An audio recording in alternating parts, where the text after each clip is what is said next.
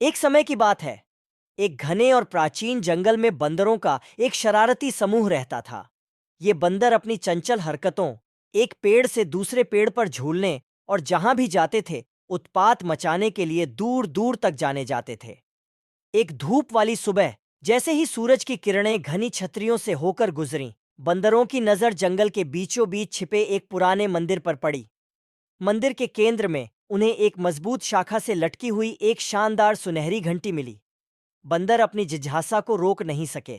वे घंटी के चारों ओर एकत्र हुए और उसका निरीक्षण करने लगे। उन्होंने घंटी की रस्सी खींची और उसे धक्का दिया, और वे आश्चर्यचकित रह गए जब घंटी एक मधुर ध्वनि के साथ बजी जो पूरे जंगल में गूंज गई।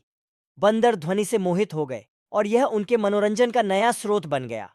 दिन ब दिन वे घंटी बजाते थे, हंसते थे और जंगल में गूंजने वाली मनमोहक झंकार पर नाचते थे।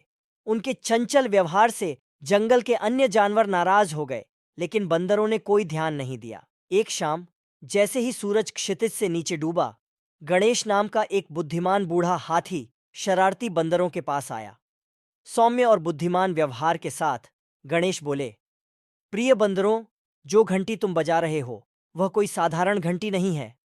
इसकी ध्वनि से परे एक उद्देश्य और एक शक्ति है।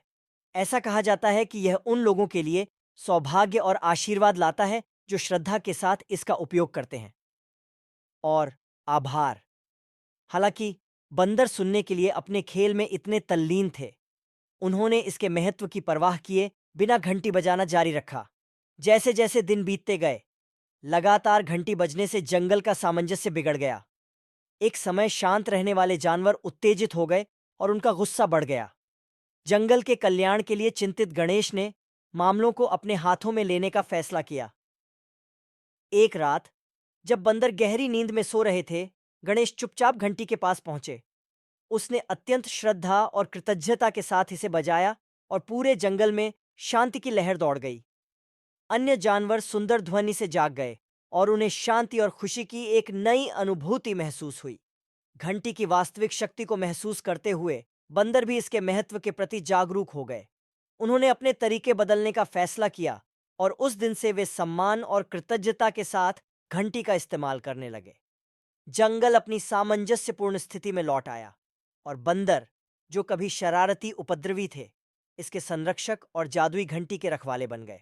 और इसलिए बंदरों और घंटी ने जंगल में हर किसी को सिखाया कि सच्चा आनंद और सद्भाव अपने आसपास की दुनिया की सुंदरता और शक्ति का सम्मान करने और उसे संजोने में पाया जा सकता है। समाप्त।